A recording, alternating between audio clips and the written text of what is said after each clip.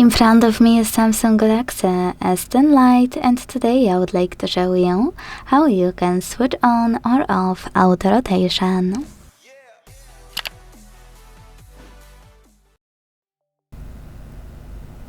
First of all, you need to go into Tab menu. To do that, swipe down from the top right corner of your screen twice. 1, 2. Now, look for blue auto rotate shortcut or grey portrait one. As you can see, auto rotate is here, so when I click, it turns grey and it says portrait.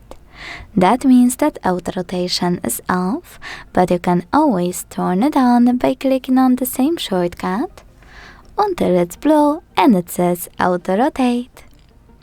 Thanks so much for watching. If you enjoyed this video, leave a like, comment and subscribe.